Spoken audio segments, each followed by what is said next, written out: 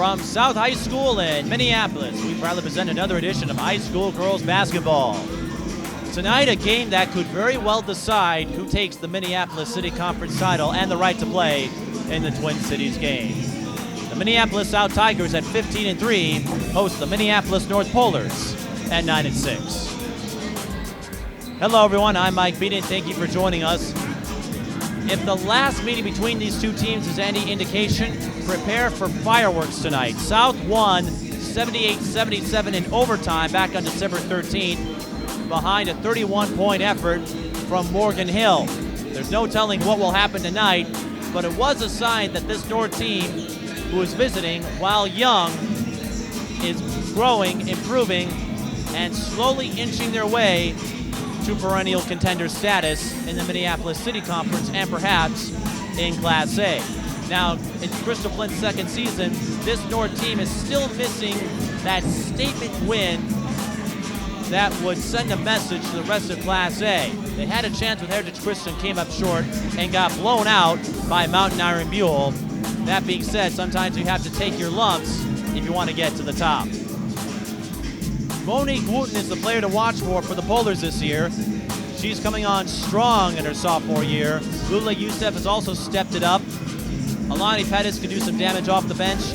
And it's all a nice compensation because Andrea Gray, no longer with the team, played in the first game, left for a number of reasons. Sometimes coaches and players don't mix. That being said, don't discount this North team. They could pull off an upset tonight. Minneapolis South, a young team run by the Hills. Jade is more of the distributor. Morgan can put up a lot of points and rebounds. If everything goes accordingly, Morgan could cross the 2,000-point milestone before the season is out. She's in the top 10 in scoring, averaging 25.8, getting a lot of looks. And a couple of new faces tonight include Arian Kelly, a transfer from Washburn.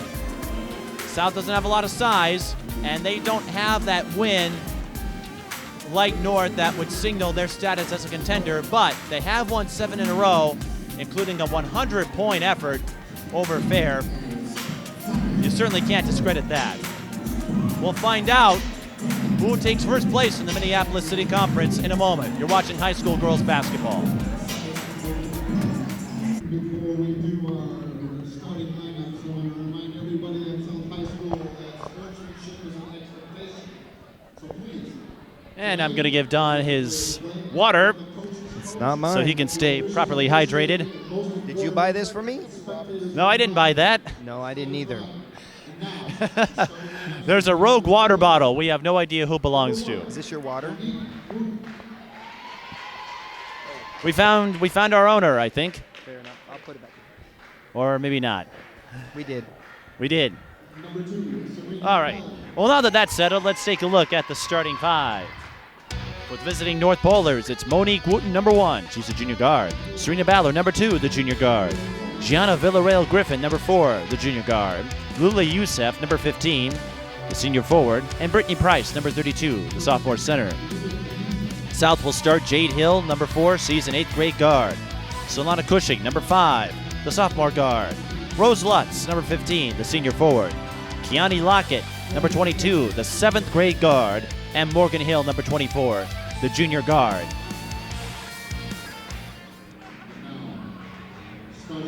So the starting lineups tell you, Don, a lot of youth representing both teams. Well, that'll probably create opportunities for both teams, I think. That'll be fun to watch. Minneapolis South at 15-3, as we said, they don't have a lot of respect despite the record, and that's because a lot of their wins have come against Minneapolis City Conference schools. Most of them have been runaways. In non-conference play, the most significant win was over Lakeville South. But in the QRF rankings for Section 6-4A, if the season were to end now, South, despite their record, wouldn't even get a home game for the first round. They're currently in the 5th slot behind Robbinsdale Armstrong. But here is the hiccup with QRF. Minneapolis North, as of now, would be the 2nd seed in Section 4 Class A, because they have an identical record with Maranatha Christian Academy. That being said, Maranatha has played a much tougher schedule, and it may sort itself out with a few more games to go, but that just highlights the downside that can happen sometimes with QRF, because it doesn't take strength of schedule into account. It takes margin of victory, things like that. So a little interesting quirk. That being said, this is a North team that is growing, but again, would love to get that first statement win. They have a chance to accomplish that mark tonight. All you got to do is beat the team that you're facing. So, Abe, are you ready to start this up? He's nodding his head.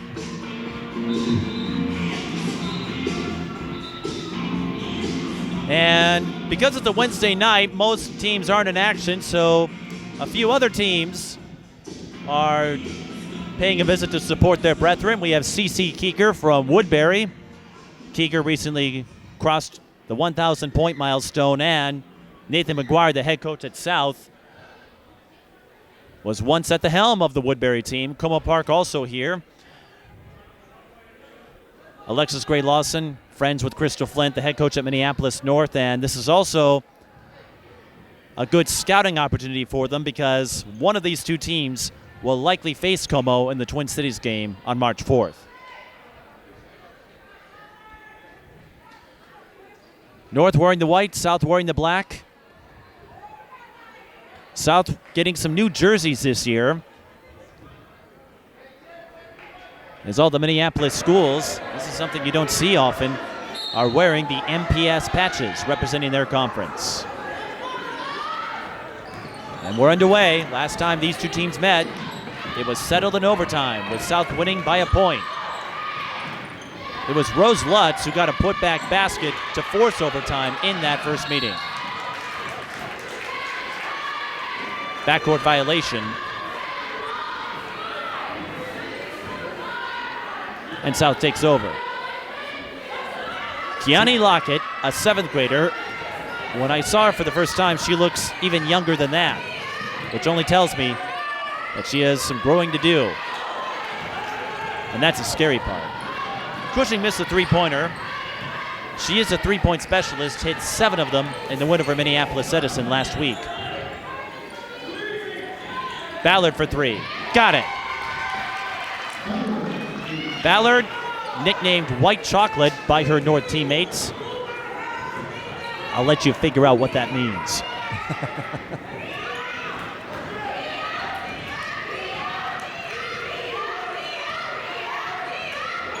Jade to Cushing. Pump fakes the 3, kicks out. Lockett on the runner, and she's fouled. She'll shoot 2. Now, despite her youth and diminutive frame, Nathan McGuire told me there are moments where Kiani Lockett has a court vision that would resemble a veteran. She's averaging 8.2 points per game as a 7th grader. The free throw shooting only 45.9%, but I imagine that will improve with time.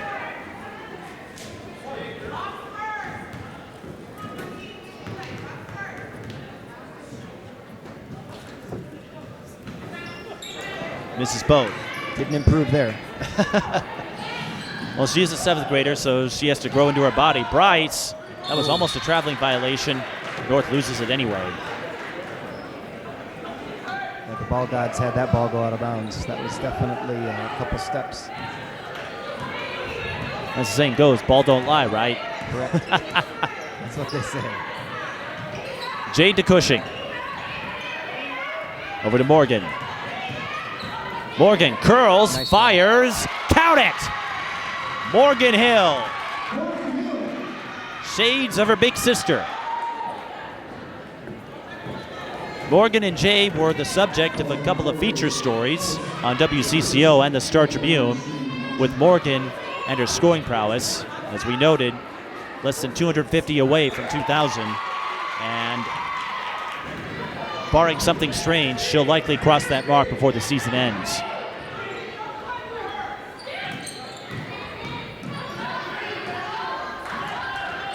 Youssef was blocked by Lockett.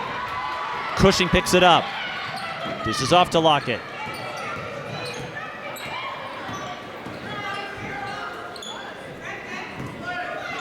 Cushing to Morgan. Cuts around Youssef, almost dragged the pivot, stayed with it, but the pass was broken up, and Youssef comes up with it. Ballard gets the bounce, and she'll have a chance at three. Ballard, the junior, 5'3", averaging 9 points a game. Doesn't get to the free throw line much, but very accurate when she does, 13 of 16. That was a good-looking drive.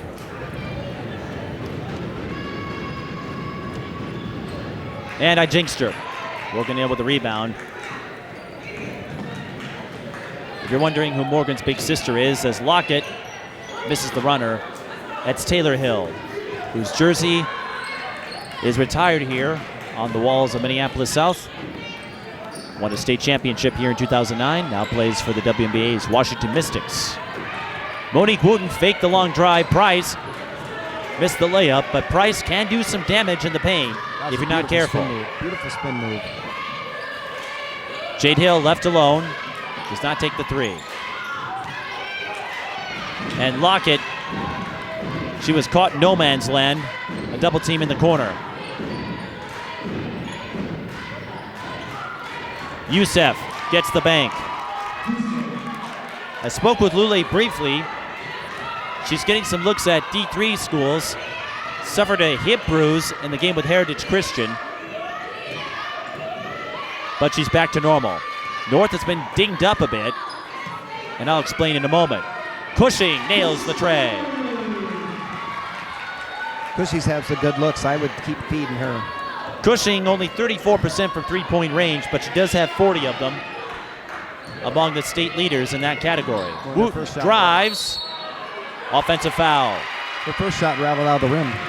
It was a good-looking shot, though.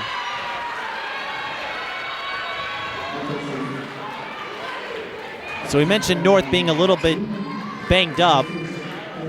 There was the injury to Lule Youssef. Alani Pettis hasn't played as of late,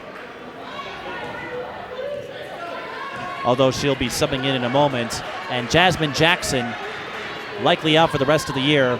She had surgery earlier this week to repair a broken finger. Nice find. Rose Lutz can't finish, though. And Youssef muscles her way for the rebound, wins the battle down low. She's not the tallest post player at 5'8", but certainly fearless. Wooten for three. Off the rim. Price comes up with it, and she's fouled by Lutz. 7-6 our score in favor of the Polars.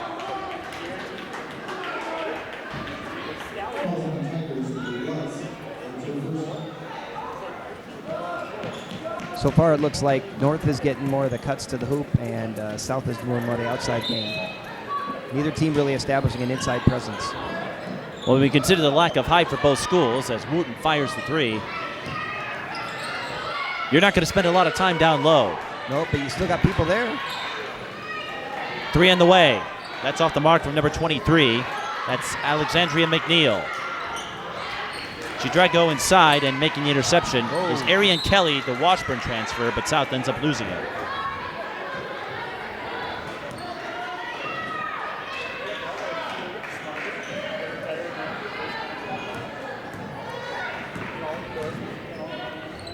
Pettis also on the floor. Wooten still looking for a first three-pointer. A lot of history between these two schools. As Cushing fires the three, that's going to be off this time. Kelly with the rebound and lays it in. Good looking shot and a great rebound and put back. And South takes their first lead of the game, 8-7. Wooten, the long skip to Ballard. She'll fire the three. Off the rim. Pettis weaves through a double and gets the bounce. That was amazing. I don't know how she pulled that off. As we said, Alani Pettis can do a lot of damage off the bench. She did just that in the first meeting between these two schools. And a focal point for Nathan McGuire on the scouting report.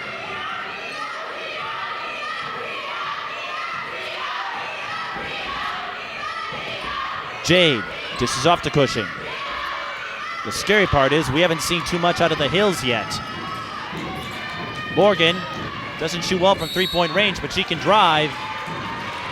And very good at that. She draws the blocking foul and will go to the line for two. Also shades of her sister. And I say that because Taylor, this past season, set a career high in scoring. Much of that attributed to her increased free throw rate. And when you can cut the way Morgan and Taylor do and have agility on your side, that means you draw fouls and get to the line. And if you can produce at the line, you're impossible to stop. Morgan Hill, 25.8, 80% free throw shooter, which also mirrors her big sister. So even though they wore different numbers in high school, Morgan and Taylor have similar stat lines.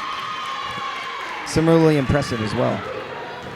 And there's another one on the way, Angel Hill, who's 10, so it'll be a couple of years before she wears a South uniform, but South isn't done yet. Jade Hill with the steal.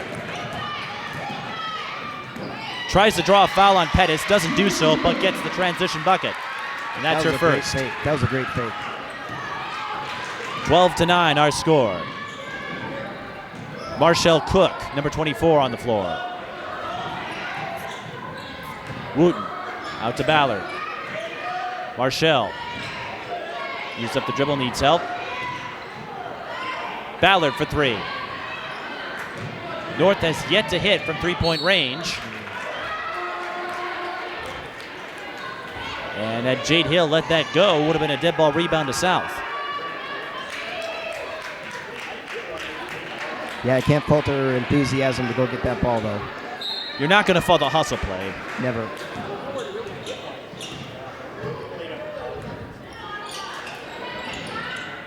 Tiana Jordan, number 3 in the game for the Polars. Ballard, she's going to keep firing, and she finally knocks one down.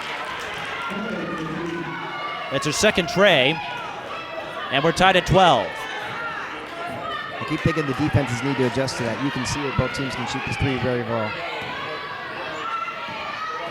And again, neither team with a lot of size, so they'll make up for it with the perimeter. And there was a foul.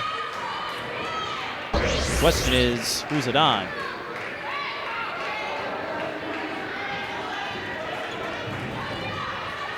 It's on Alani Pettis. It was away from the ball, so no free throws. Crystal Flint was pleading her case. Flint, before taking the North job, officiated many high school games, including multiple girls basketball state tournaments. Offensive foul on South.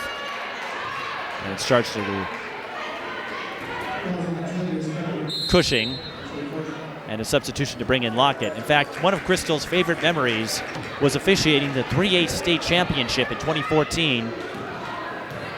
And she shared the floor with two of her Gophers teammates. The game was at Williams Arena. Leah B. Olson, one of her teammates, was the color commentator for KSTC. And as Pettis kicks out to Ballard, the other teammate, travel on Jordan, of Crystal's was Dana Jobert Hayes, who was an assistant coach for the state champion Park Center Pirates. 10:46 to go, North calls timeout. We're tied at 12. And Don Ackerman, I know you've been doing a lot of studying in these first few minutes, a lot of watching and learning. What have you gleaned so far? I mean, a little surprised that Cushing only shoots 34% from three because every shot she's taken has looked good. She's hit the rim, rattled in and out, looks solid. So I guess that's a surprise. I expect to see the defenses adapt a little bit. There's been no inside presence at all felt by either team, and I expect that if the three-point shooting can continue, then you're going to have to figure out a way to get that inside game going too, so you can have some inside-out action. It looks like to me right now that North is doing a better job passing the ball and getting the ball moving around the court, which should, the score is tied, but long-term that should benefit them. Well, you mentioned the lack of size. Neither team has a player above 5'9". And see, that equalizes them out in my mind.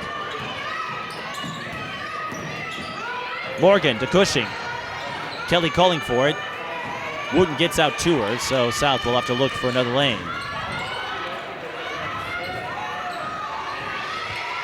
Cushing the lob to Jade. Jade goes up, no good. And a dead ball rebound to South.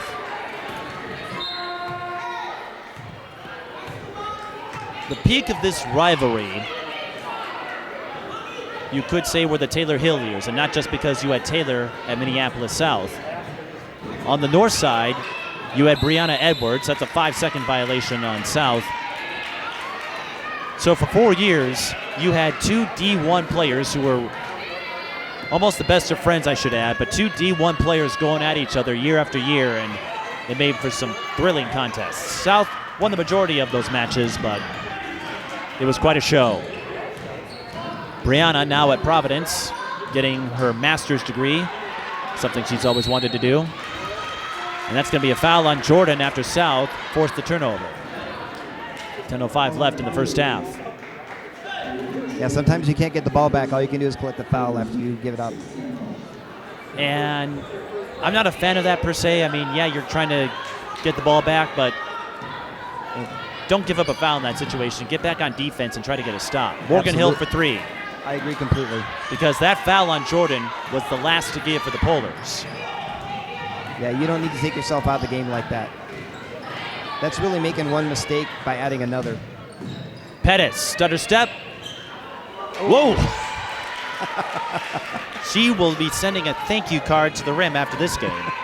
Did you feel that gust of wind? I think it knocked the ball out. Jade Hill with the answer. She can't get the bounce. Nope, wind's going the other way. Smart play. The answer, my friends, is blowing in the wind. And Abe has his headphones on, so he doesn't have to hear all of the musical puns I will be throwing at him. In the video comments, please add how many you can hear.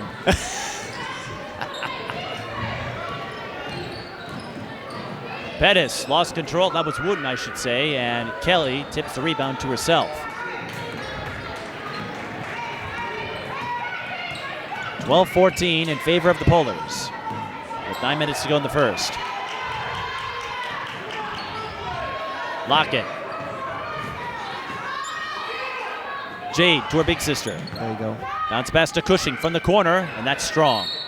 And that's going to be a push foul on Kelly, much to her displeasure, but from up here, that was a pretty clear call. I think her perspective is that she was just trying to get free, that her and the other player were battling, but clearly the ref saw it a different way. Like the Queen song, she just wanted to break free. And Abe is counting the number of puns in his head. 3 on the way. That's off the mark from number 24. Yeah, those threes are not free-falling, that's for sure. Morgan Hill can't draw the foul, gets a second try, no good. That's great hustle. I love that effort. Alani Pettis with the rebound, and she's going to go coast to coast and come up empty. Offensive rebound, Monique Wooten cleans up the mess, and Nathan McGuire called a timeout as he practically left the bench. He was not happy with South's sequence on that last possession. Not at all. So the Polars with a 16-12 lead. And you can see right now he's decidedly more enthusiastic. That is not what he wants to see.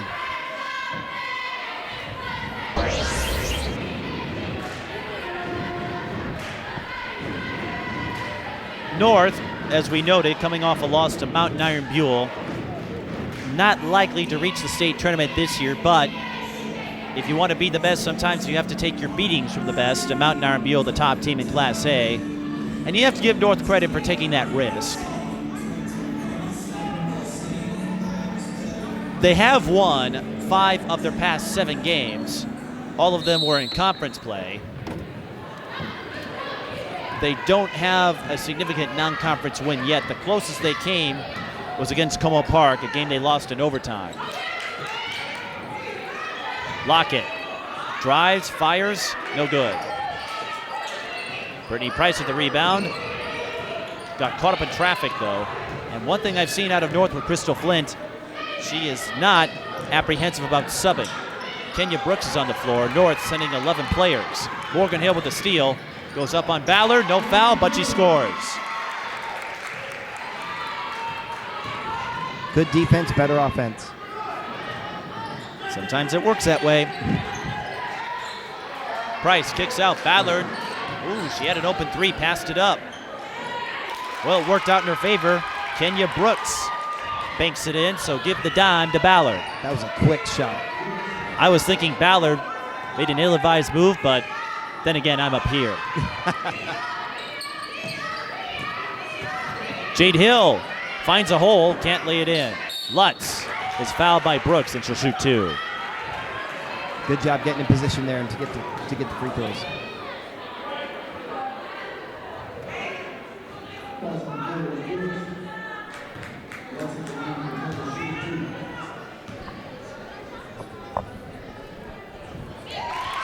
Rose Lutz, when she's done as a South Tiger, she will be going to McAllister College next year as a 2-sport athlete, volleyball and basketball. And she won't have to go far, McAllister and St. Paul.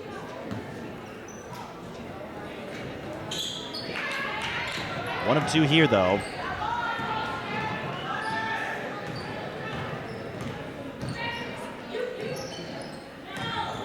North sending in the front line.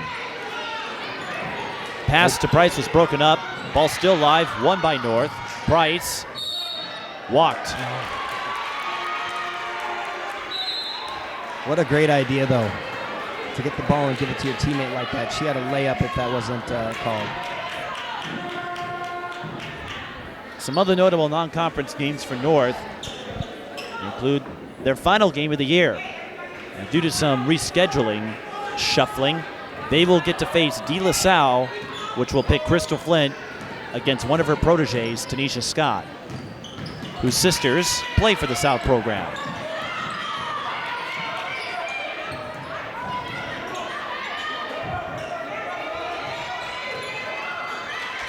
I agree with those parents. I want to see her shoot the ball. South a little too passive, and it cost them. Youssef, the skip to Pettis, looked a little sloppy, and Pettis gets the bailout foul call. That's a perfect description, Mike. So Alani Pettis to the line for 2. Doesn't shoot all that well from there, 55.6. She has averaged 13 a game. Played on this team as an 8th grader. Her mother a graduate at Minneapolis Washburn.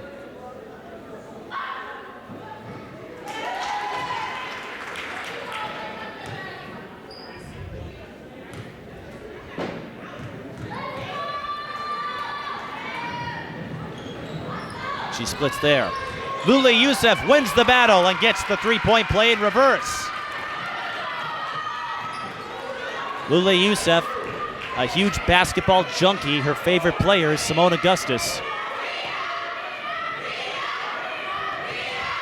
That is the kind of play Simone would make as well. Steal the ball and then get bucket. Well, Simone doesn't necessarily go down low, though. She likes the mid-range fade. Yeah, but in this lower height. You're not helping me, Don. Cushing for 3. Bullseye. And for a timeout. I guess I was saying when there's a limited amount of height, Simone could be down low in the post. Well, Simone would tower above all of these players. Right, that's what I'm saying. So South calls the timeout. They trail by 3, but that was a huge 3-point basket. And we noted the absence of Jasmine Jackson. Statistically, she doesn't contribute all that much, but Crystal Flint really admires her leadership. Even as an 8th grader, Jackson has been one of the captains of this program for the last couple of years, and she'll have to continue that leadership from the bench. She'll be back next year, and again, if North makes a deep playoff run, there's a chance you could see her in a playoff game or 2, but a disheartening injury to one of your leaders. Yeah, you hate to lose a year, especially when you're this young. She played in 11 games, and again, doesn't do a lot in terms of offense, just 4.3 a game. But she's one of the hustle players.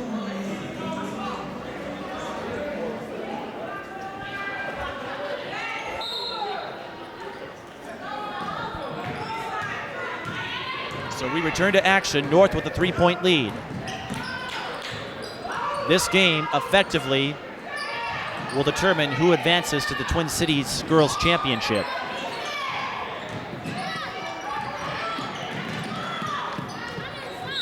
And that's a travel. And the reason for that, Southwest, they were co-champions last year with South, got to the Twin Cities game, but they graduated all of their talent and have fallen off the cliff, proverbially speaking. If North wins and shares the conference title with South, North would go to the Twin Cities game this year because they have the longer absence. That's how tiebreakers are settled at the Twin Cities event. South last qualified in 2011. And for North, they last got there in 2005 when Faith Johnson-Patterson was leading the group. And if you're a longtime basketball fan, you're aware of her 5 state tournament titles, including 3 in a row that she won at Minneapolis North, turning a lot of names into stars like Tamara Moore, Crystal Taylor, who's one of the coaches on the bench, Tisa Mitchell, who's not here. She had to leave early, but another state tournament veteran, Maya Johnson, Tyree Brunson,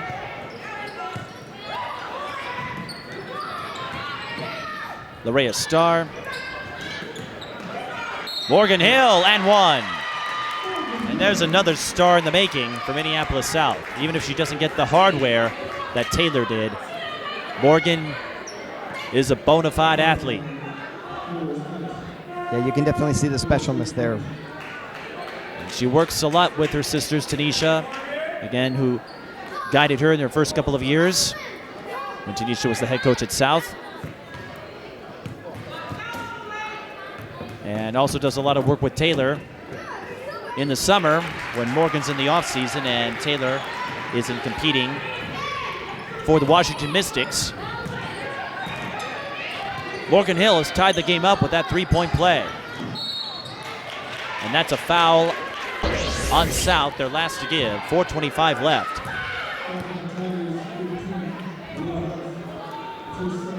It's a second personal foul on Rose Lutz. Some notable South alumni from the Taylor Hill years include Afisha Holmes, who went to Buffalo, and Takoya Hammock, who attended Winthrop. And don't forget Emil Jihad. Lockett, she gets the Plinko bounce. The rims are very forgiving tonight. And South has taken the lead. They could extend it after Jade Hill. Well, they will extend it. No, they won't. Look at that block. Kenya Brooks races from the abyss and says, get out of here. And that draws an applause from the North faithful in attendance. It looked like Morgan Hill had a coast-to-coast bucket. Kenya Brooks swats it away.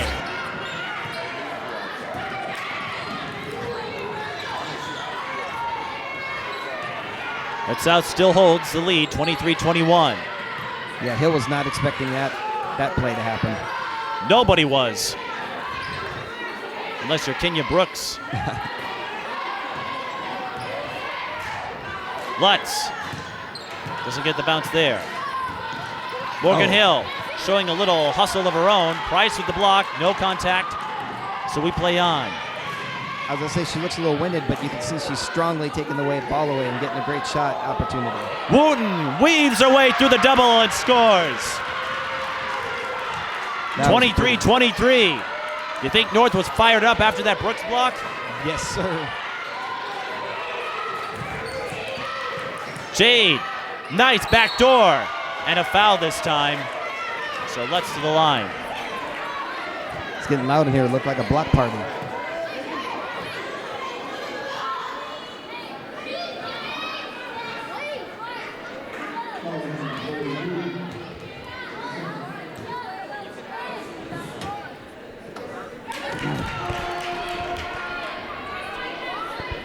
Rose Lutz, averaging 5.1 a game, a 90% free throw shooter coming into tonight. And also a solid rebounder at 6.1. She gets the back end there. So Lutz, that free throw percentage is going to drop a bit. She was 10 of 11, and that's not going to stay that way after tonight. 1 point game, neither team able to pull away. It's been a tight one from the get-go. Youssef fires the three, almost went in. Lule doesn't shoot from range that often.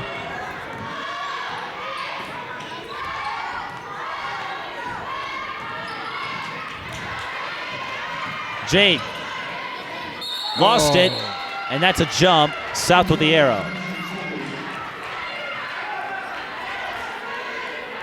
I thought that was truly a turnover. It almost was. 2:32 and counting.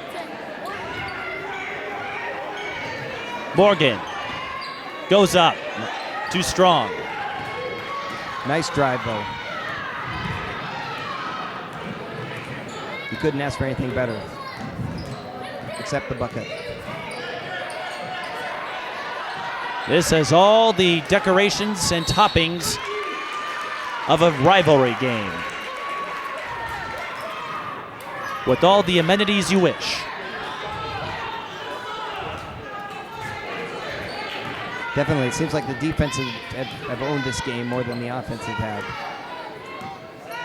And this is a highlight game for both schools. As we noted, both are underdogs in their sections. So a state tournament bid may not be in the cards for either school. So this is one of those games you look forward to on the calendar. Nice. Jade Hill off the skip, and she'll shoot two. Jade Hill with just 2 points. Again, more of the distributor than Morgan is. Averages 11.5 points and 4.9 assists per game. Shooting under 40% from the free throw line.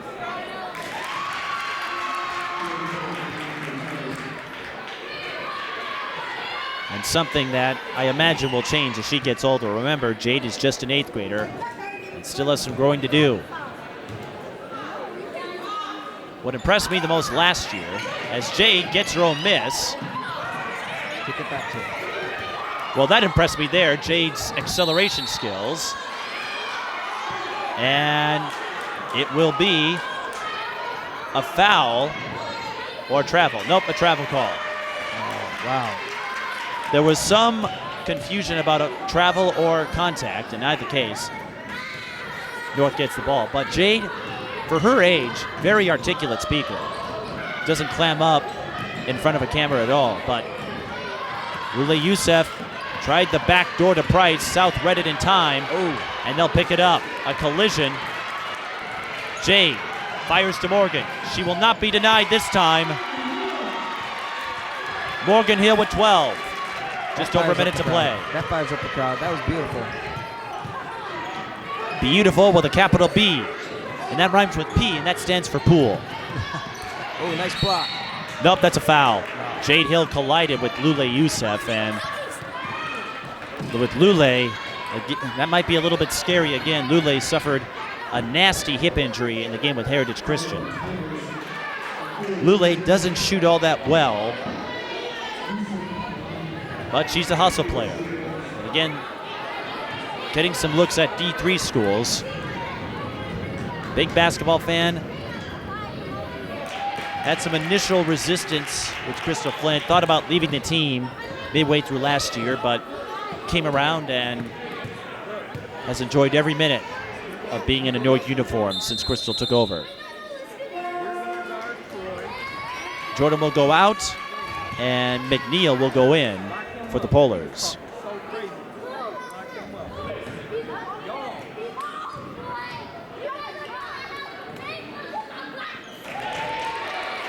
Youssef makes both free throws there. Two big ones for the Polars. As they were trailing by 3, it's down to 1. Jade to Morgan.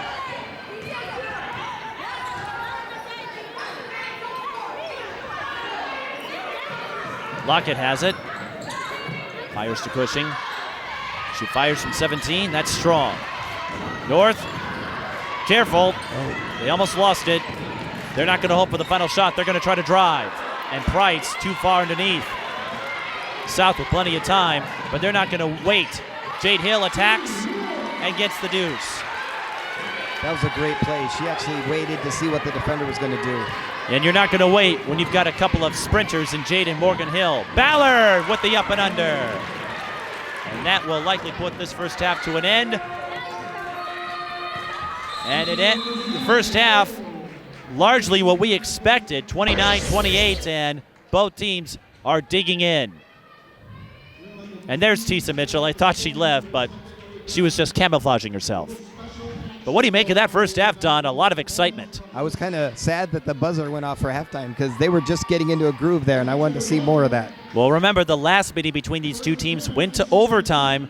There's every reason to believe we could have a repeat of that before this one ends. Absolutely. I'm looking forward to that. So we'll take you to some highlights of one of the meetings last year between these two teams. I had a chance to cover the North-South meeting from a year ago, and then we'll come back with first half stats and analysis. You're watching high school girls basketball. Minneapolis South leads Minneapolis North 29-28.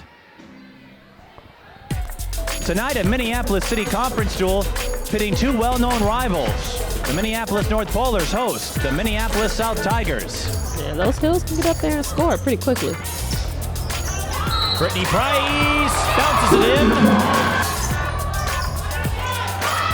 Morgan Hill around Andrea Gray, slices to the rim. When I was 12 years old, about my one claim to fame was winning a spelling bee. A little communication on that baseline, getting Morgan Hill a wide open jump shot. Case for Southwest to win the conference title, although Brittany Price slices through again. One bucket. Tisa Mitchell, and she said, Lule's kind of waiting for a breakout here. She had a strong first half in the game with Legacy Christian. And Brittany Price apparently has the and one down to a T. Yeah, now she's got to finish that three-point play. That's her third and one today. Morgan Hill drives by Youssef, but can't float it in. And Ballard, North has numbers if they want to push. Ballard will take it herself, lays it in! That's going to have to change if North wants to dial this deficit down. Oh, nice entry pass to Morgan Hill. Her defense, but comes up short. North with a transition look. It's Andrea Gray. Maybe not the prettiest basket, but it counts. I think I called that right. That's just for being a coach. Well, that's North's strong suit, but Morgan Hill slices through Peden like she was butter. Stewart, the skip to Monique Hill, who bounces in the reverse. I think you see. Morgan Hill. I said, do you see her mom on the floor? Cushing comes up short. Lemieux almost lost it. Cushing fires, and that rim is very friendly. Adria Stewart hit 2 free throws to wrap this one up. Minneapolis South wins 82-67. We'll have a post-game interview in a moment. And we're back at Minneapolis South High School. Don Ackerman and Mike Peden with you as the second half of Minneapolis South and Minneapolis North is about to get underway. South leading North by a single point. And as Don takes a look at the roster to go over names, I'll go over points. Morgan Hill, the leading scorer with 12 for Minneapolis South. Solana Cushing has 6, Jade Hill has 5. For North, Serena Ballard has 10 points. Ballard can chip in some offense for you. She was averaging 9 points coming into this. Lule Youssef has 6 and Alani Pettis has 5. Don, what is the second half going to come down to determine who wins this game? I mean, I really think the Hills can cause a lot of problems for people. So if they can get their game going, I don't think Morgan really has found herself yet. She's gotten a couple opportunities and obviously leading scorer real quick, which of those small opportunities. But I think if those two can get moving, this this could be a great second half.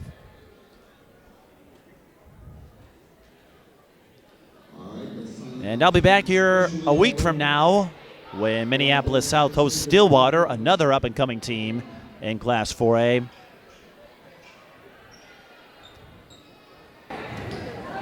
Yeah, I see a lot of promise with the Tigers. I can definitely see coming back here for them. They look like a good young squad. Well, they'll have the Hill sisters for another year. Their postseason fate will be tough to ascertain. Again, they don't have a lot of depth to them, but they have two talented sisters to lead the way.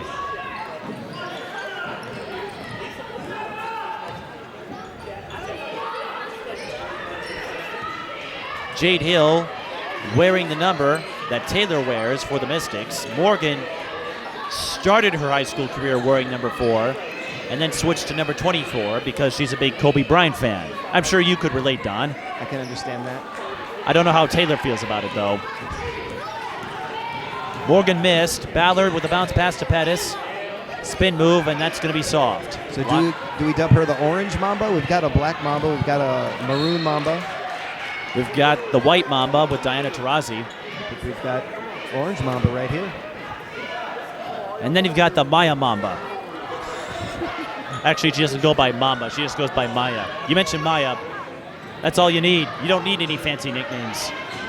That is true. Pettis steals the inbound pass after deflecting it. Ballard will drive, and Ballard's been feeling it tonight. Now Ballard is the player for the North who can turn this game as well. She got involved early, kind of took a step back, and you see quickly how quickly she can get into this game. Whoa, Jade was left alone. Morgan found her easily. Okay, coach is not liking that defense. And that was reminiscent of last year's series. There were a couple of occasions where North left the back door wide open and South took advantage. Morgan Hill swipes it away, and there's the frustration foul from Lule Youssef. And like you said earlier, Mike, don't like that. I'm not a fan of it. I know you're trying to stop. You might be a little angry, but don't commit a foul in the backcourt. That's a second on Youssef. She'll be subbed out. But you don't need to commit fouls in the backcourt. I mean, Save them for defense. It's one thing if you had a breakaway happening there, but that wasn't really turning into a breakaway, so there's no need to do that. South wasn't going to get a fast break play out of it. Correct.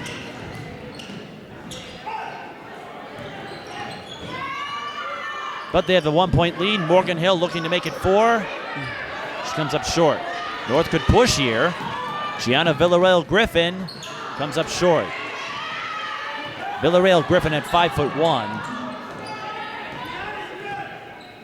Usually not a favorable height for a basketball player, but she's been a part of this program for some time. Lockett for 3. No good. And the rebound is tipped to Chanel Wright. Hill almost got that one. And there's an unforced turnover on the Polars.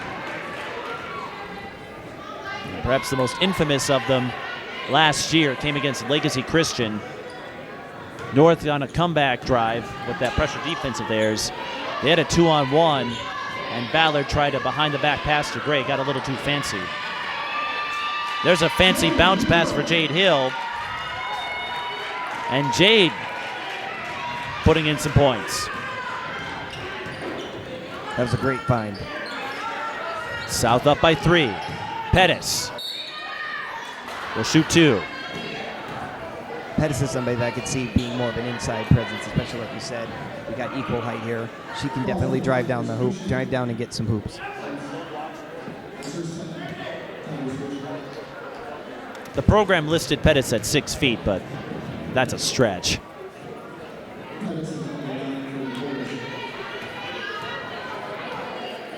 And Abe is shaking his head because I just put out a pun that I did not intend to create. Those are the best and most embarrassing ones for me.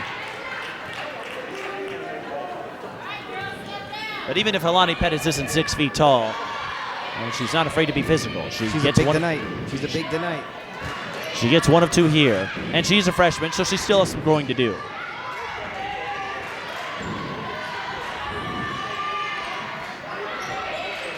Shoot that. Cushing, step back. No good. Lutz with the O-board. Lockett cuts through Griffin. And she'll shoot 2. Lockett's been really aggressive.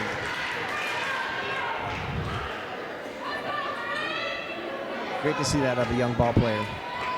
And South not afraid to embrace youth. Morgan Hill started her varsity career as an 8th grader. Jade joined the team as a 7th grader. And here you've got Kiani Lockett, who was a 7th grader, but looks like she could be 10 years old. Yeah, she looks small, but she plays big. She's not been afraid to take the contact and drive to the hoop.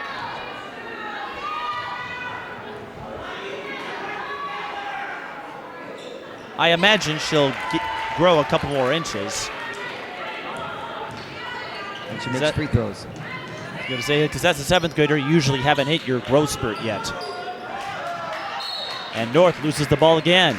Couple of unforced turnovers on the Polars here. But Lockett looks in no way intimidated by this environment. Well, she's had a few games to get adjusted to it now. And as we noted, 8.2 points per game coming into this one. And yes, a lot of those numbers have come against weaker conference teams, but that's not South's fault. You've got to win the games that you're dealt with. Exactly. South doing that. Villarreal Griffin completes the drive this time. And that makes it a 2-point game. Both teams have kept it close throughout. I don't think either side has led by more than 4. No, and so far I haven't seen South run any type of plays here. I don't really know what they're trying to do. And the North defense has definitely been causing problems for them. Jade tried to go baseline, but she was fouled on the way up. It will be a side up for the Tigers. And the foul will be charged to Kenya Brooks. One advantage of the massive subs that Crystal Flynn has put in for the Polars. Well, Pettis commits a foul on Kelly. Foul trouble is not a concern. Now Kelly has only made 1 of 11 free throws, so even though Pettis is not happy about picking up her 3rd foul, this may end up being a smart one. But thanks to Mike, she'll probably make 2 for 2. The reverse jinx.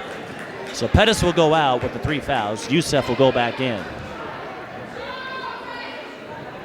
Well, you know how it works. I mentioned free throw stats, and it's been a curse I've had going back to my Lynx days. I bring up stats, and the opposite happens.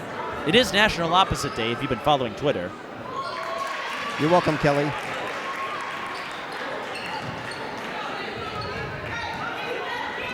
(37-33).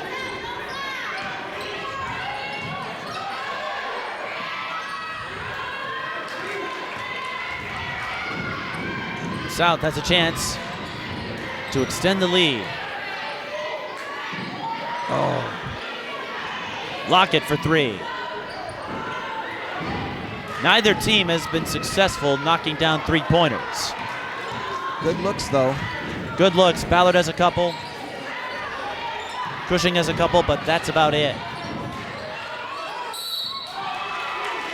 And that's a foul on Lockett as Wooten was on the drive. Lockett jumping up and down. She swears that was good D. There was no reason to call that on me. She said, "What are you doing?" And someone brought pizza. Oh, that's Monique Hill. That's the mother of the Hill clan. Monique, I hope you brought some for everybody.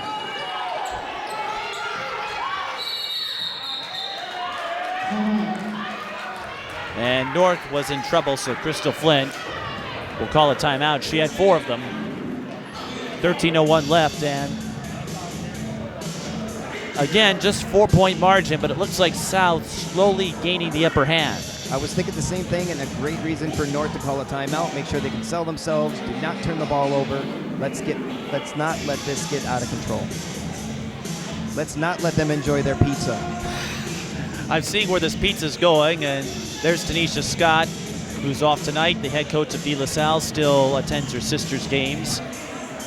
One, they don't overlap, and if you're wondering, she will not be playing Minneapolis South as long as the Hills are there. And it was also a bold move of hers not to take the Hill sisters with her. She wanted to leave them at South and establish her own legacy at De La Salle, which is an uncommon thing for a coaching change. Because when Faith Johnson-Patterson took over at De La Salle after coming over from North, a couple of her players went with her, Tyshana Johnson and Alina Starr, and they would have an outstanding career, winning 3 state titles there. Good ball movement. And Kenya Brooks almost turned a broken play into a pair, but she gets the O-board. Wooten for 3. That rims out. Again, 3-point shooting has not been favorable for either side. And Brooks needs no room to make a shot. Nice rebound. And good defensive setup by North, not giving Jade Hill a lane. You could just see the energy in Brooks. She's just static. It's been that way since the opening tip. Not the cleanest of games I've seen, but both teams bringing it with intensity.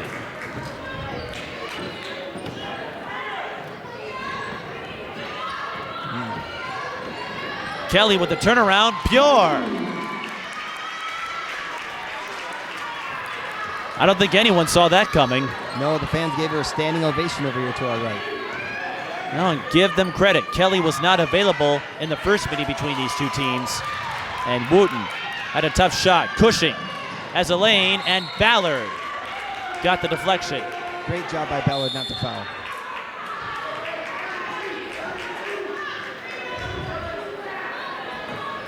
But South with a 6-point lead, the largest for either side. 11:43 left, so still a lot of time.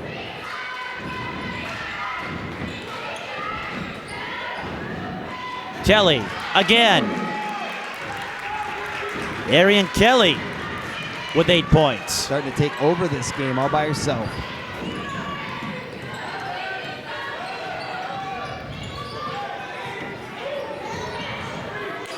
Oh, and Ballard threw it right into the hands of Morgan Hill. That's the worst thing you could do, but Morgan Hill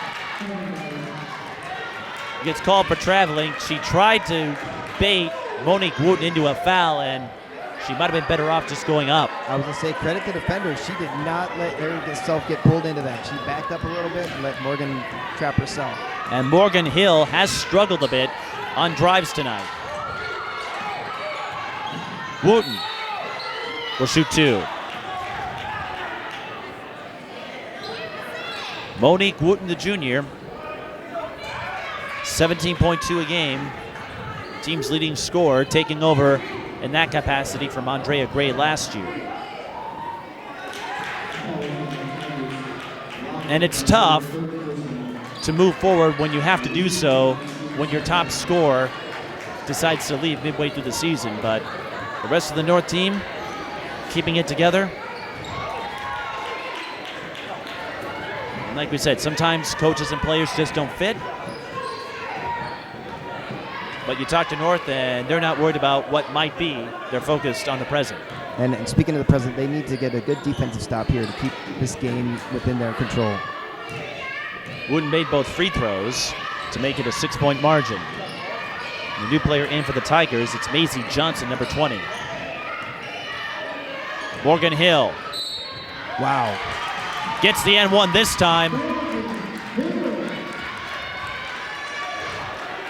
I'll say this, Morgan Hill may not be the most efficient tonight, but she's one of the most relentless. Yeah, you can see flashes of brilliance, and that was a flash of brilliance right there.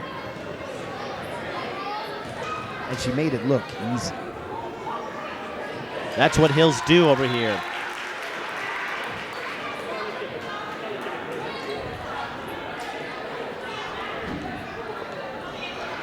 A line that started with Tanisha Scott. PJ Hill had a successful career at Minneapolis North. Taylor at Minneapolis South, the school's all-time leading scorer. Morgan, Jade.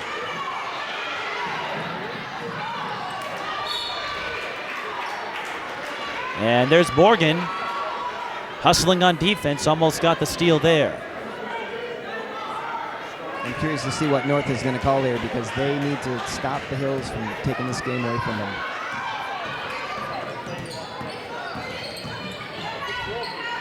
And it's not just the Hills. Remember Arian Kelly Yes, Kel, sorry. has made a couple of big plays. Yeah, I was thinking that three-point play by Hill was causing a huge problem for North, who wants to get back in this game.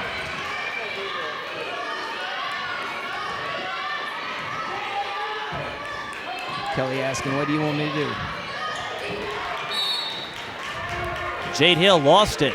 Monique Wooten was there in the coverage.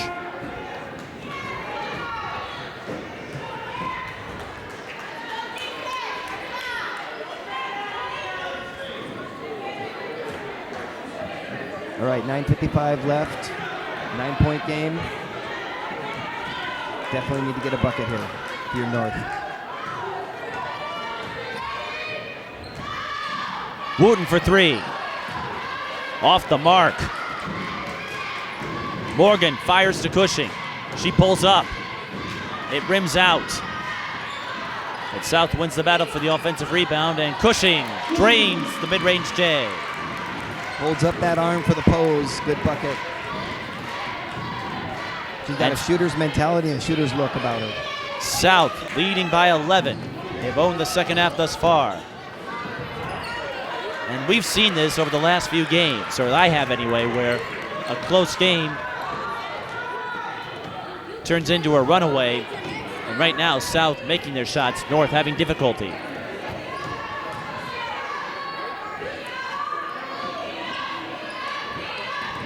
Jade Hill cuts to the lane and scores. That possession could not have gone better for South. Eat a little bit of clock, compose yourself, drive down, take 2 points. Jade with 11, and South leads by 13. The lead continues to grow. Crystal Flint calls a timeout after Alexandria McNeil got the bank. But North trailing by 11 with 8:36 and counting. In the battle that will decide the Minneapolis City Conference and the right to play in the Twin Cities game.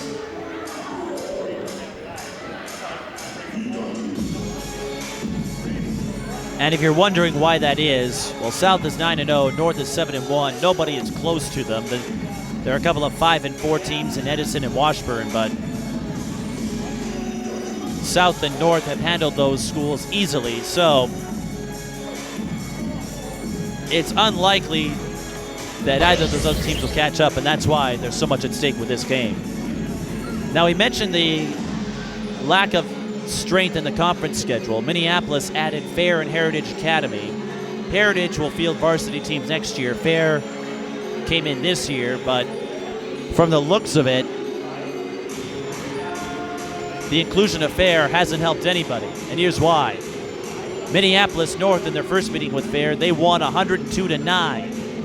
South has already played them twice, and those games were 94-14 and 102-10. Wow. I mean, you have to play them because they're conference games. You got to play them twice, but it's a situation where right now nobody wins in that scenario because the top teams effectively waste a game on a lesser opponent, and for Fair, I can't imagine it does much for their morale knowing they're going to get blown out by a bunch. Those scores are insane, Mike. I don't know what led to Fair and Heritage Academy being added. You hope that this will give them some motivation to step up their game in future years, but right now it's not doing much for anybody. That's a tall hill to climb right there. 100 points, wow.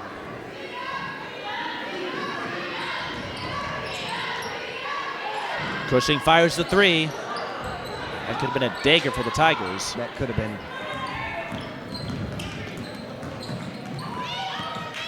And North struggling with ball control right now. Another steal.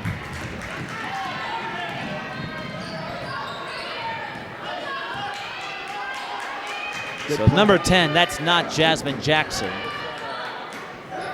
So that's another player wearing her number.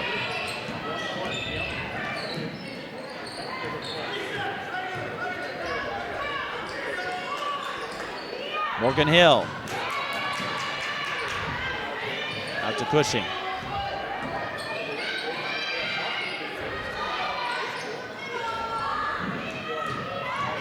Morgan, spin move, yes!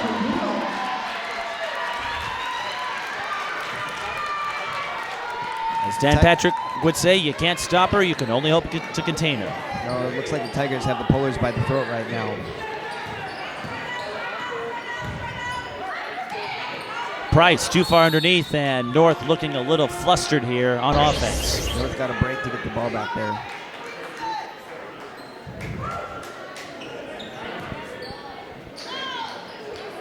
.7-13 and counting. The Tigers lead by 13. This is a 1-point game at halftime.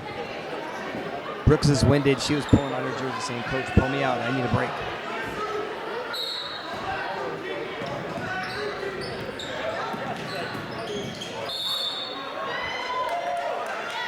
And if the Polars are getting tired and the Tigers can sub like crazy, you definitely need to make sure you're subbing your players here and give them a break, give them a breather, because you need to get back in this game. You can't have tired people pulling that off. It's interesting because North has been the one subbing more frequently. South has put in just 7 players.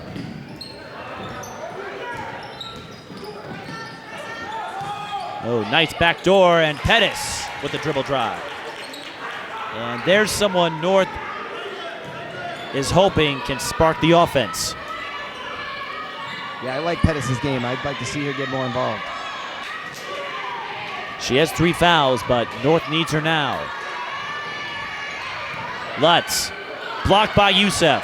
Oh, Lutz didn't take that up very strong. No, she didn't. And a nice hesitation move for Wooten, and she pads her rebounding and point totals there. So North gets a stop and makes it a 9-point game. Wooten up to 8. She's a fun player to watch, too. Ooh, aggressive. And the aggressiveness pays off. Pettis with the steal. North with numbers. And Pettis was able to get Lockett into a foul. That really looked like a charge to me. I'm sorry. She was looking for the contact all the way. She actually ran her over. But she dribbled while she did it, and that's the She key. dribbled, and Lockett, you can't really argue that she was set. No, she Lockett was was not set, so No, you're correct. I get what you're saying. It looked like Pettis may have initiated the contact, but Oh, she was all ready. You could see it on her face. She's like, "I'm taking this girl down. get out of my way. I'm getting 2 and taking them through Hey, you." wait, you know the Super Bowl is in a week and a half, right? You got it early. You don't have to practice. We've got a ways until next football season over here. She's ready. So if the Falcons or Patriots need a late addition, we've got Alani Pettis for you. But more importantly, she makes both free throws, and North has scored on their last 3 possessions. So they've cut a 13-point lead to 7. So they're getting stops and scoring on the other end, trying to reel in this margin. Bounce pass broken up. Pettis picks it up. Alani stepping it up for the Polars. Again. Well, that time she didn't look to take Jade Hill down, but she'll get more free throws here. Wow, coast to coast. That's amazing. Alani Pettis stepping up when the Polars need her the most. And just a freshman, so she could be a centerpiece of this team for years to come. I was thinking the same thing. Keep an eye on her. She averages 13 points a game. And defensively, 9.3 rebounds. Comes up short there, but Wooten hustles for the O-board. She skips to Ballard for 3. Look out! Oh. Great job, Pettis. She tips it to Wooten, and Wooten scores! Wooten and Pettis have brought this game to be a 4-point deficit. Wow. I thought the Polars were done, and I was very wrong. Never underestimate the heart of a Polar. Never. Not with Crystal Flint, although North commits the foul, and that's their last to give. Keep an eye on that with 5:29 left. This may not be as high scoring of a game as the first meeting, But no lack of drama with the Minneapolis City Conference title on the line. And there's Lula Youssef. I don't know if you can see her, but on the bench, she's urging her Polars on.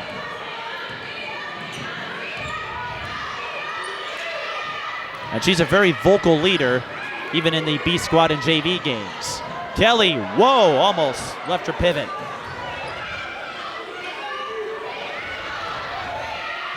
Now South can eat up time if they wish, but they have to be careful. Remember, North thrives on pressure defense. Yes, they do. But you see the intelligence of Morgan to pull the ball back and wait till they set things up. Jade Hill draws the foul. And it's on Alani Pettis, so that is the fourth. So Pettis will have to be careful here with 4 fouls. Remember, she has been the reason North was able to come back and turn a 13-point deficit to 4. They'll score 9 in a row until Jade Hill put down the front end there.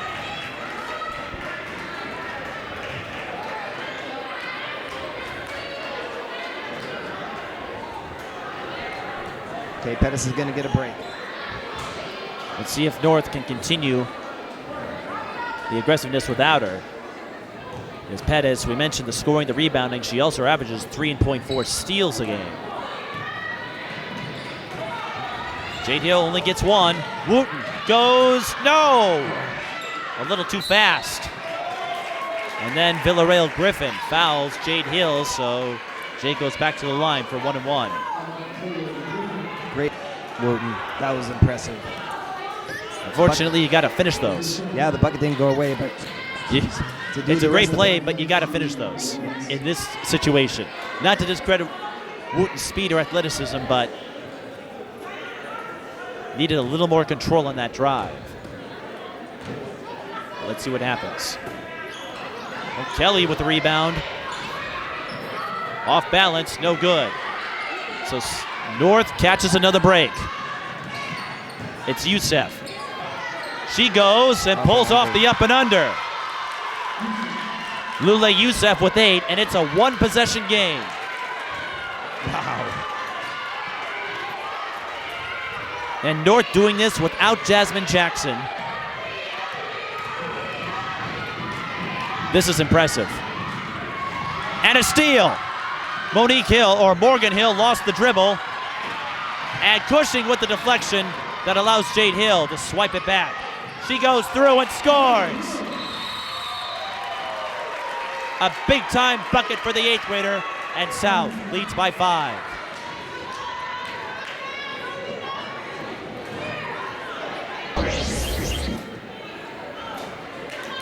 And South called that timeout.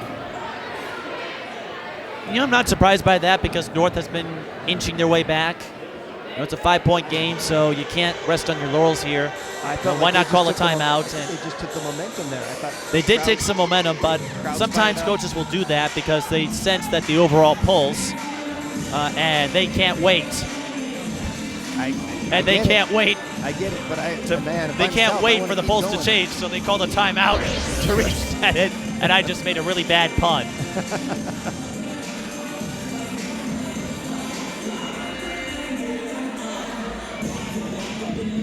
Well, someone's liking the music. Yeah, we got an impromptu dance contest. All right, well, 4:06 left, still a lot of time. South still has 1 foul to give. North in the penalty. Who do you go to in this situation? Pettis still on the bench. I don't know when she'll be put back in. So who do you look for to step up here in the clutch? I mean, Ballard at any point can make a big 3. Youssef's been great down, bringing the ball down, getting some hoops that way through the lane. I really don't know who they're going to go to. And Youssef does have a history with basketball. Her mother played for a Somalian national team in a Pro-Am league many years ago. Youssef's lineage goes to Somalia. Ballard on the drive and the score.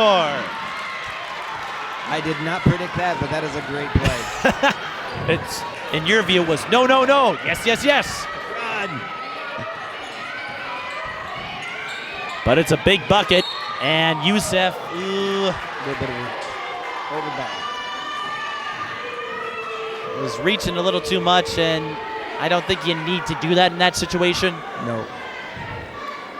That's the 4th foul, I believe, on Lule Youssef, and it is. And Arian Kelly, I misattributed her free throw numbers. She was actually 2 of 4, not 1 of 11.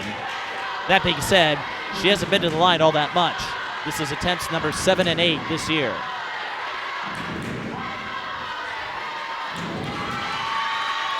Yeah, she definitely doesn't look like 1 of 11, does she? Her form looks a lot better than 1 of 11. And the results are better, too. She's made 3 in a row.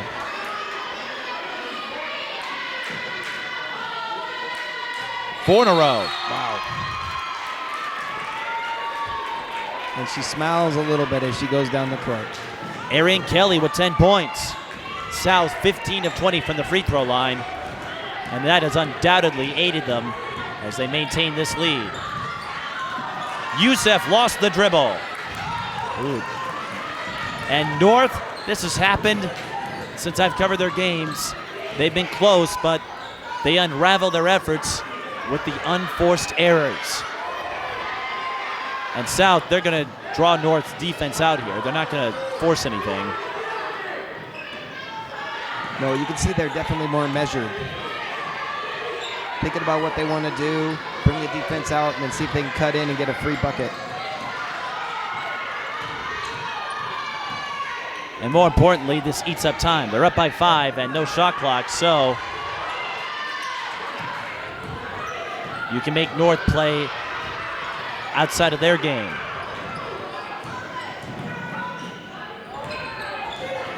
Kelly pulls up. Yes! Woo-hoo! Arian Kelly. I think She's got a stroke. I think she's looking to be interviewed by you post-game, Mike. Pettis weaves through and one. A big basket for the Pullers. And Alani Pettis doing all that she can to keep her team in this one. That was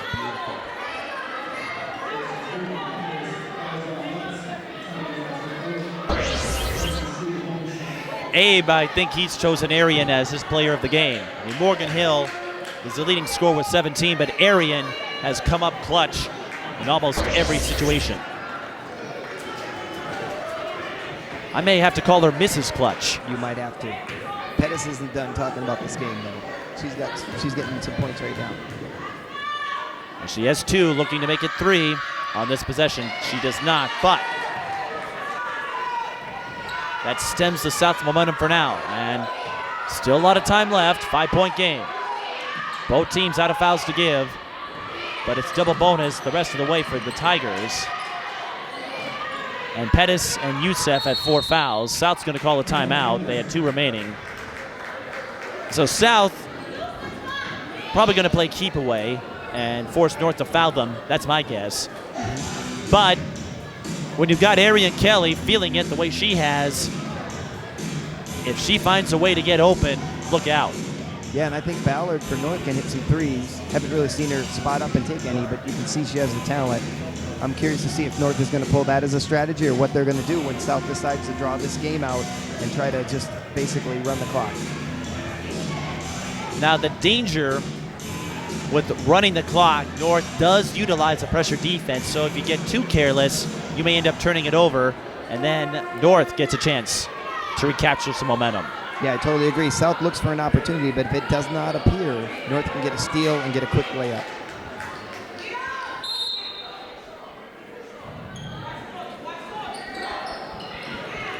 South led by as much as 13. Still in the driver's seat here as they can utilize the clock. Morgan Hill kicks out, and they're not going to fire anything. In theory, they don't have to do anything. Morgan Hill is a beautiful spin move, that's for sure.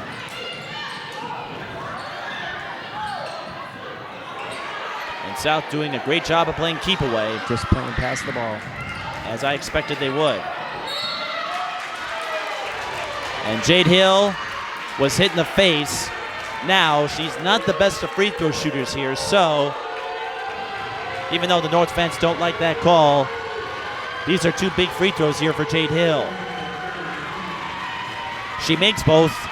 South likely has this one wrapped up. If she misses both, that gives North an opening.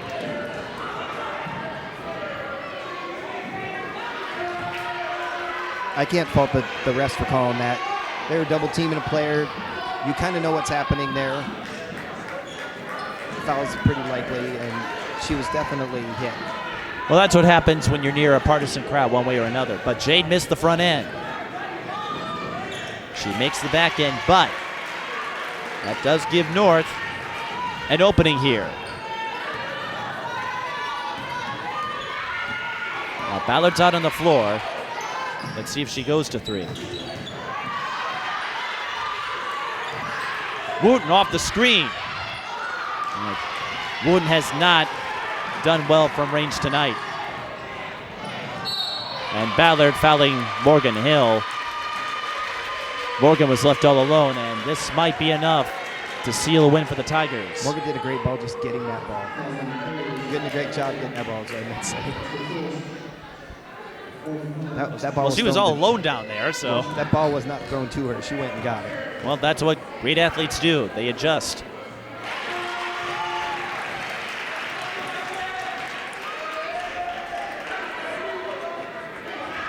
So South up by 3 possessions here. And unless North has a miracle come back in them, it looks like they'll let another key game slip away. They've had so many chances to win meaningful games and establish themselves with Crystal Flint. So many times they've come up short. So how great was that at the last? Morgan Hill is shooting free throws. She's talking to her teammates, communicating. Ballard drains the 3. Sorry to jump on you. No, you should. But you were saying Morgan Hill communicating with her teammates. Ballard doing her best to keep North in this. So it's a 5-point game, 1:08 to go. Serena Ballard with perhaps a quiet 17. Very quiet 17. And I thought she'd be the one who could hit a 3, a big 3 to get them in this, and that's Well, exactly she just what did. Yep.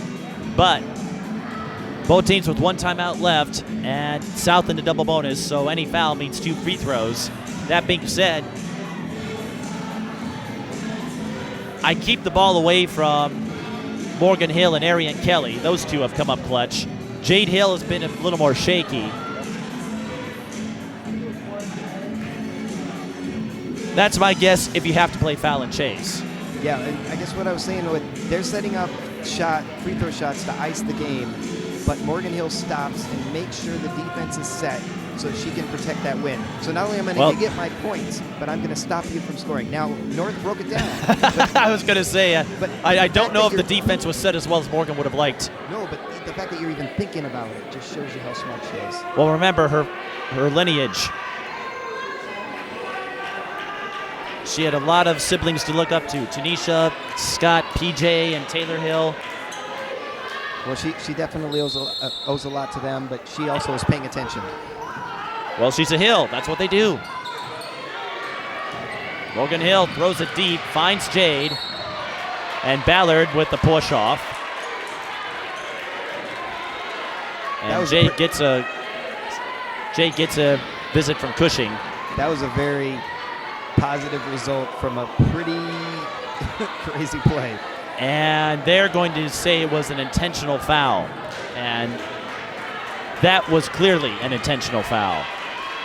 Ballard made no attempt at the ball. She just pushed Hill out of bounds. So Jade's going to shoot 2 free throws, and South will maintain possession.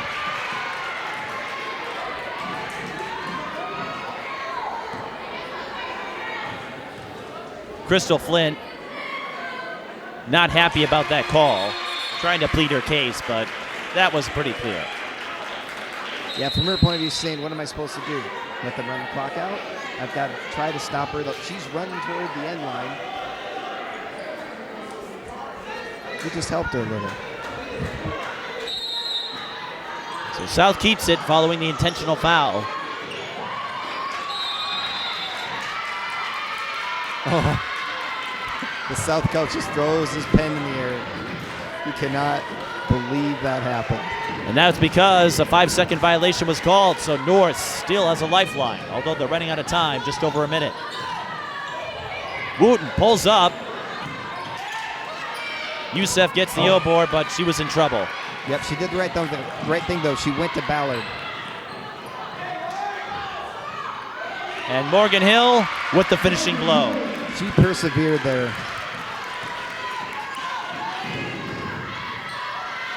Youssef fires a low arcing shot, and now she'll foul out of the game. So South had to withstand a valiant effort from Minneapolis North, but it looks like they'll do so. And North, once again, stuck without that statement win. They've come close so many times to get that resume and perhaps confidence-building win over the last couple of years.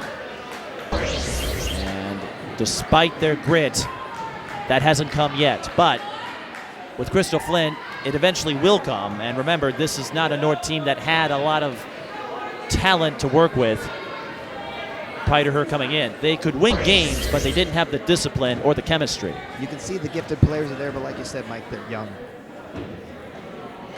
And this is a great game to learn from. South also has something to build on here. So with this win, South will go to 16-3 and ice the Minneapolis City Conference in all likelihood. Did you say they iced the Polars? I did, because tonight's forecast, a freeze is coming. That's a jump ball south of the arrow. It's of no consequence at this point. Haven't you heard, Don? I'm Mr. White Christmas and I'm Mr. Snow.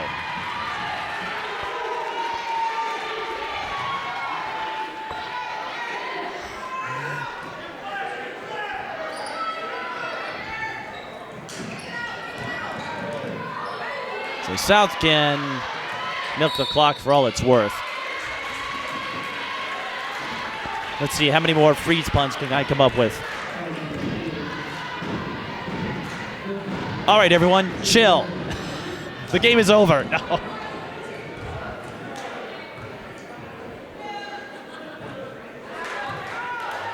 I say don't put this one in the freezer just yet. Well, South's up by 10 with 30 seconds. And Jade and Morgan Hill collectively have said, let's kick some ice. Okay, Ballard's on the baseline. She's got her hand out. She's going to call for it, and Jade deal with the deflection. North, again, a young team. They didn't graduate much last year. They won't lose a lot to graduation this year. Lule Youssef and Marshall Cook are the only two seniors, and Crystal Flint's going to use her last time out. They don't carry over to the next game. North will play again. About a week from now, they'll go to Washburn. That game should be a win. They handled Washburn handily at the last visit. So this North team still has a lot to build on. Again, the two players you lose, Lule Youssef has become a great role player this year, so that's going to hurt a bit. But you have a lot of talent coming up, and Alani Pettis, she did everything she could to get the Polars back in this, but you know, it's part of the growing pains, and it certainly didn't help them, as we noted before, when your top scorer from last year, Andrea Gray, decided to transfer. She'll play at Hopkins next year. So those are a couple of obstacles that teams don't always deal with, and how you get through it, both in the short and long term, defines who you are. Yeah, and Ballard's a good young player, too, that you can build on, so I definitely see a future here. They got a good coach. They've got some good pieces in place. They just got to find a way, in my mind, to get Ballard the ball so she can shoot those threes. And Monique Wooten, she'll be a senior next year and looked upon for her leadership. Again, this is a team that didn't have a lot of chemistry on their side before Crystal Flint came in. And sometimes it takes a while for the talent to develop. Reflecting on what happened with the boys when Larry McKenzie came in, and that's a foul before the inbound, so that's going to be free throws automatically for the Polars. It took Larry McKenzie 3 years to win a state championship for the North boys basketball team, even though they had a strong group.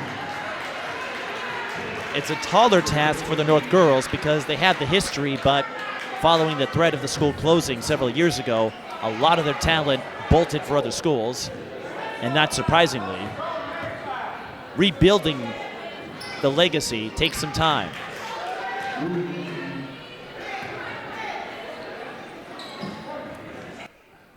And you'd love for it to happen in an instant, but it doesn't always work that way. But North, in all likelihood, will get back-to-back seasons above 500 with Crystal Flint, and 3 in a row if you go back to the year before she took over. So that's something to look forward to. Good ball in. And Wooten, well, she's not giving up. Ballard spot up. No good, and that should put a bow on this one.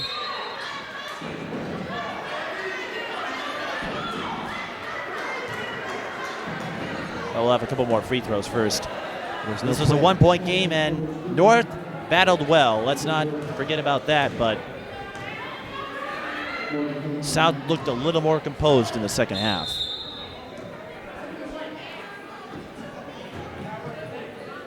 South did a good job of taking back this game after North got back into it. And that's one reason Morgan Hill, who we may now call the Orange Mamba, I want you to do that on camera. I want to see her face. and Arian Kelly. Arian Kelly with 12. Even though Jade had more points, I feel Arian hit more clutch shots to sway this game in South's favor. I agree. Good choices.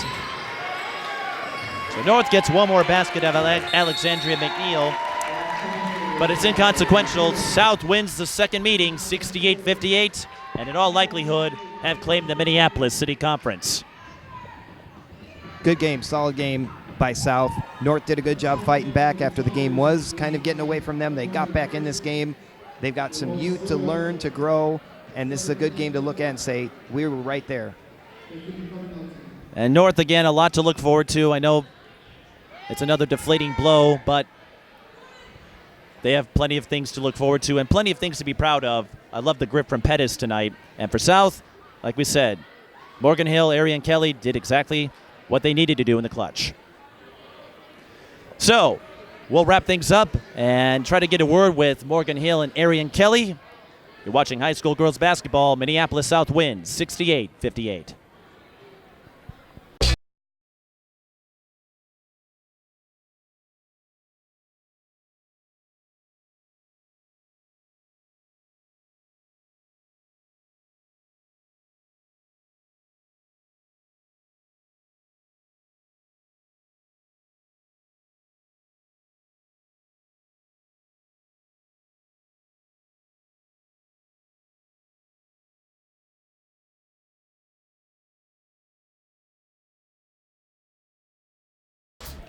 And I'm joined by Morgan Hill and Arian Kelly. Morgan, we'll start with you. It was a rough 25 points or so that you had to collect tonight, but you kept with it. Yeah, it was very tough from the get-go. I mean, they wanted it, and we wanted it too. So it was a battle to, score and get in there.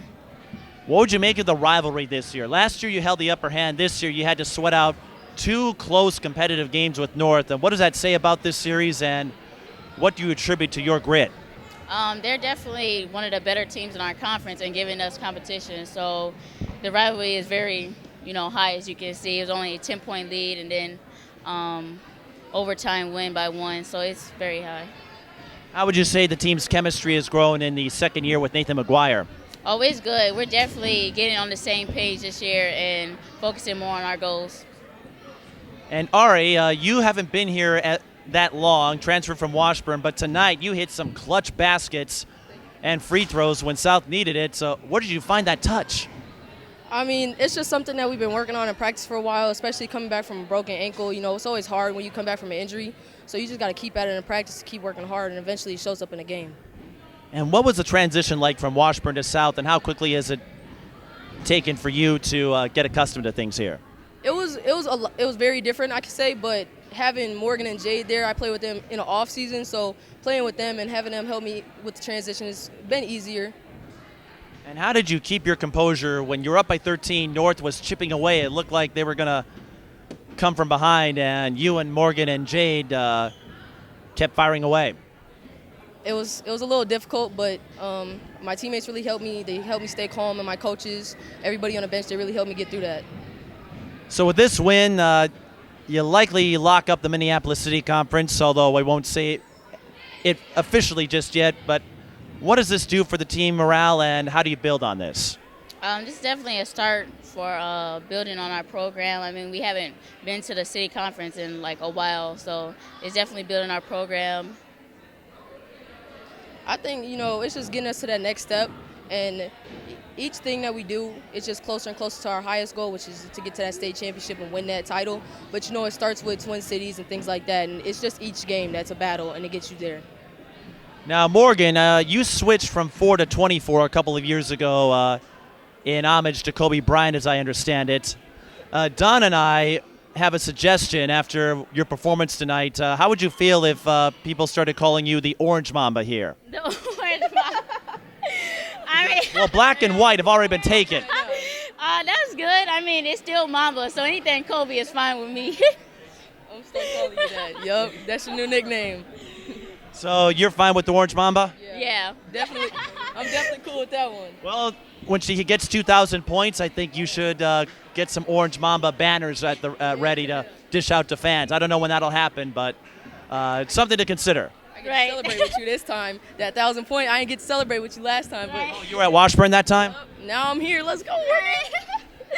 Well, anyone you want to say hi to that's watching this? If Kobe's watching, hey. Not your sisters, not even your big one? Oh, yeah. Hey, Taylor. Hey, PJ. Hey. Well, we can't leave out PJ, and you said hi to Tanisha earlier, so that's right. We don't want to leave PJ out of this, or he's going to come after me. What about you, Ari? My older brothers, one's my age, Christian, and then Rayjon and my dad.